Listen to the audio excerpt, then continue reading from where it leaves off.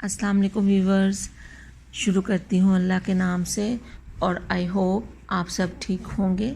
मैं हूँ आपकी साइकोलॉजिस्ट सहरिश खान और आज हम जिस टॉपिक पे बात करने जा रहे हैं वो है इंट्रोडक्शन टू साइकोलॉजी। साइकोलॉजी क्या है उसके बारे में हम बात करेंगे।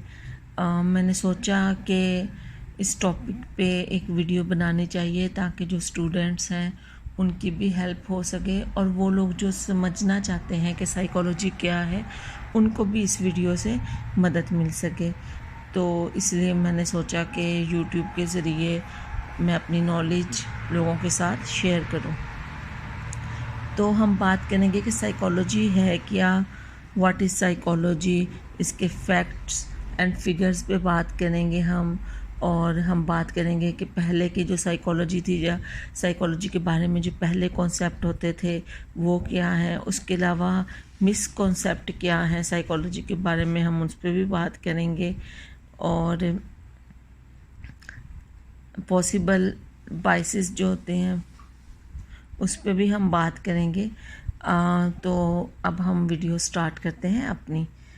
सबसे पहले कि पहले की साइकोलॉजी क्या थी या पहले लोग साइकोलॉजी को किस तरह से लेते थे, तो इसकी डेफिनेशन थी साइकी मीन्स ऑल, रू और लॉगी मीन्स साइंस, यानी study of mind and Saul.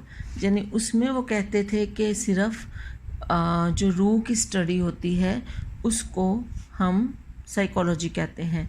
पहले वाले जितने भी जो भी साइकोलॉजिस्ट थे, पहले जो साइंसदान थे, वो सब उन सब का यही मानना था कि रूह की स्टडी को हम साइकोलॉजी कहते हैं। और रूह के बारे में वो कहते थे जो भी अच्छाइयाँ या बुराइयाँ होती हैं वो रूह के ही मुतल्लिक होती हैं। और अब की जो साइकोलॉजी है वो एडवांस रिसर्च है और उसमें चीज़ें चेंज हुई हैं। उसके हिसाब से अगर हम देखें इंट्रोडक्शन टू साइकोलॉजी तो उस हिसाब से psychology is scientific study of behaviour and mental process human और एनिमल। इसके हिसाब से डेफिनेशन ये है कि जो साइकोलॉजी है वो बिहेवियर और मेंटल प्रोसेस की साइंटिफिक स्टडी है। तो सबसे पहले हम बात करेंगे बिहेवियर पे। What is behaviour? बिहेवियर क्या है?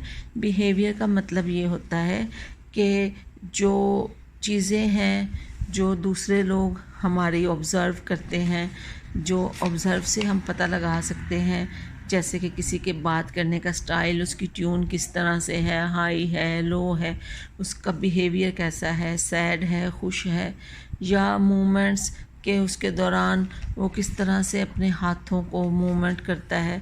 उसके अलावा फेशियल एक्सप्रेशंस जो कि बहुत ज़्यादा इम्पॉर्टेंट है कि हम देखते हैं गुस्से में फेशियल एक्सप्रेशंस और तरह के होते हैं, सैड होंगे तो और होंगे, खुश होंगे तो और। तो ये सारी चीज़ें आ जाती हैं बिहेवियर में।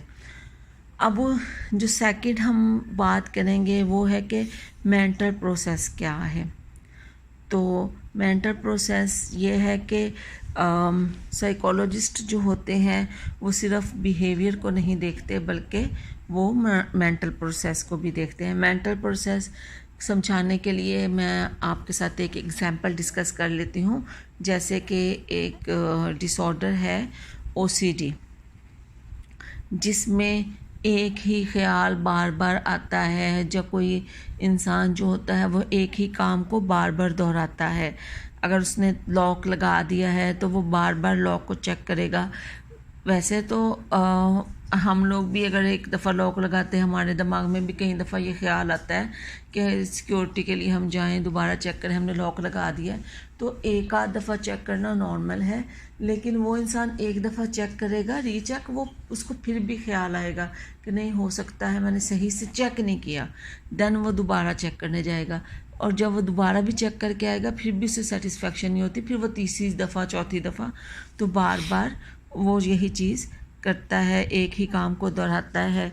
या फिर जैसे उसने हाथ धोए हैं, उसने एक दफ़ा धोए हैं, फिर वो दूसरी दफ़ा तीसरी दफ़ा बार बार हाथ धोएगा और उसे लगेगा कि उसने अभी भी हाथ नहीं धोए, उसके हाथ नहीं साफ़ हुए।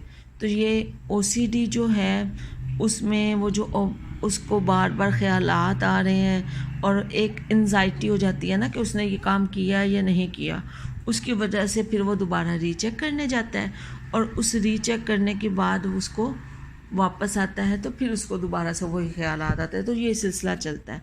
तो ये जो सारा सिलसिला है ये है मेंटल प्रोसेस जो हम साइकोलॉजी में स्टडी करते हैं, जो अगेन एंड अगेन चेकिंग है, ये मेंटल प्रोसेस है। मेंटल प्रोसेस में जो साइंस और सिम्टम्स होती हैं OCD की, जिससे हम इस चीज़ का पता लगाते हैं कि अगर इसका ये मेंटल प्रोसेस चल रहा है कि अगर इसमें ये इलामात आ रही हैं, ये चीज़ें बार बार दोहरा रहा है, तो इसका मतलब है कि इसको ये मसला हो सकता है। तो वो उसके मेंटल प्रोसेस से ही हम उसकी बीमारी के बारे में पता लगाते हैं। अब हम इस बारे में बात करते हैं कि हम इसको साइंटिफिक स्टडी क्यों कहते हैं, क्योंकि इसमें साइकोलॉजी में हमने पॉसिबल बायसेस पर बात नहीं करनी। उसमें क्या हो सकता है, जिस तरह से अगर एक स्कूल की हम एग्ज़ाम्पल ले लेते हैं। स्कूल में अगर 2 स्टूडेंट हैं, एक बहुत अच्छा स्टूडेंट है पढ़ाई में और एक जो है वो पढ़ाई में नालायक है, तो अगर दोनों स्टूडेंट एक सेम शरारत करते हैं, अभी एक स्टूडेंट अच्छा है उसने भी वही शरारत की है और जो पढ़ाई में बुरा है उसने भी, तो जो अच्छा है उसे हम कुछ नहीं कहेंगे और जो पढ़ाई में नील है, थोड़ा नालायक है, उसको हम उस चीज़ की पनिशमेंट देंगे, क्योंकि हमारे माइंड में होता है कि ये तो पढ़ाई में अच्छा है, चलो खैर है, इसने अगर ये शरारत कर भी दी है, इसने ये गलती की भी है तो इट्स ओके। लेकिन अगर जो पढ़ाई में अच्छा नहीं है उसे हम कहेंगे तुम पहले पढ़ाई में अच्छे नहीं, ऊपर से तुम्हारी गलतियाँ नहीं जाती, तो उसको हम ज़्यादा डांटेंगे, उसको हम ज़्यादा पनिशमेंट देंगे। तो साइकोलॉजी में इस तरह से नहीं होता है कि आप के माइंड में जो पहले से ख़यालात या आपने कुछ नज़रियात बना लिए होते हैं उसकी बेसिस पे आपने स्टडी नहीं करनी है, बल्कि साइकोलॉजिस्ट का काम होता है कि वो इन सब चीज़ों से हट के ऑब्ज़र्वेशन करे, क्योंकि अगर इन चीज़ों के साथ वो ऑब्ज़र्वेशन करता है तो उसकी वजह से उसके जो नताइज आते हैं वो सही नहीं आएंगे। तो अगर आप चाहते हैं कि जो आपने स्टडी की है उसके मेंटल प्रोसेस की, तो उसको सही तरह से करने के लिए साइंटिफिक तरीके से आपने करना है। और उसमें यह है कि जो पहले से आपके नज़रियात बने हुए हैं किसी के बारे में भी, उसको दरमियान में नहीं लेकर आना। तो आज आई होप कि आपको समझ आ गई होगी कि साइकोलॉजी क्या है। तो इंशाल्लाह नेक्स्ट भी हम इस पे बात करेंगे। और आज की वीडियो कैसी लगी कमेंट में ज़रूर बताइएगा।